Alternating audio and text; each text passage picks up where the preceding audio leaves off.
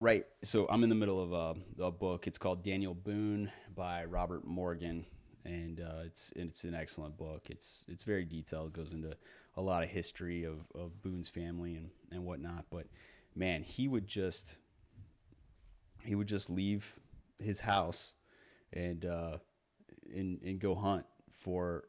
I mean, at one point he went and didn't come back for 2 years.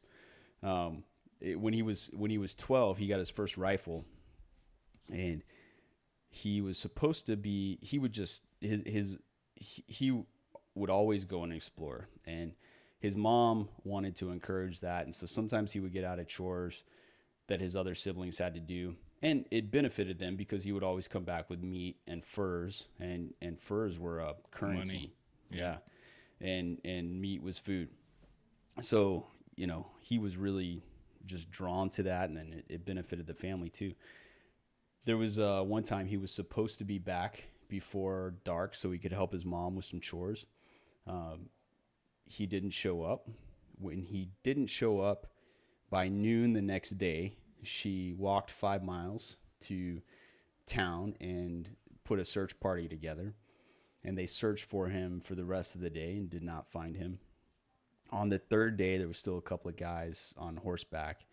And mind you, they were on horseback looking for him, and they saw smoke coming from the woods in the distance, and it took them almost the rest of the day to get to the fire Wow. where they had seen the fire, and it was Daniel Boone, and he had a bear. The book doesn't specify what kind of bear, but there were grizzly bears in the area at that time. But he had a bear that he had tracked, and he didn't want to lose the track, and he just followed it at 12 years old, and he finally took it, and he was sitting there, and he had prepared it and was eating it, and they seemed really aggravated at him. Like, we've been looking for you for 2 days, and your mother's worried about you. She's starting to think that maybe you're dead.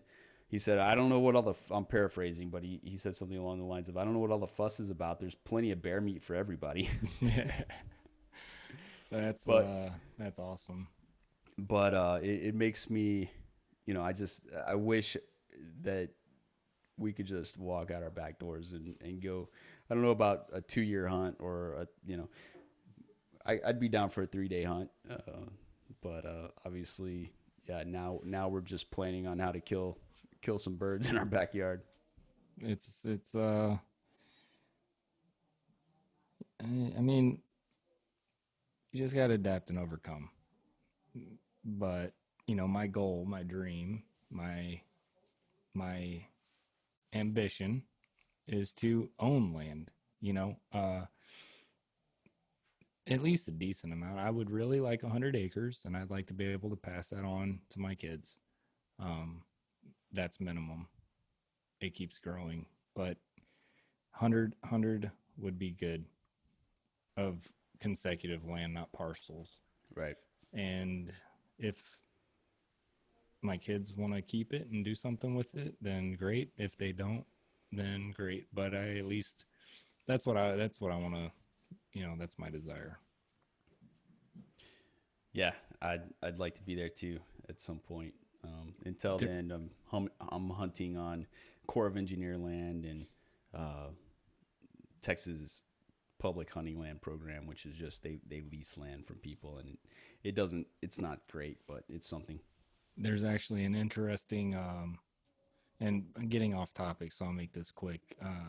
National Forest, the Grand Teton National Forest in Jackson Hole, Wyoming, and there's a ranch there called Triangle X Ranch, and the family bought that land so many years ago for $1,000, and it's hundreds of acres, so you can do the math on how much that's worth now, but just keeping things in the family, and passing it along, and now it's a $1 million dude ranch where nobody's even driving cattle, they're just like doing tourist stuff.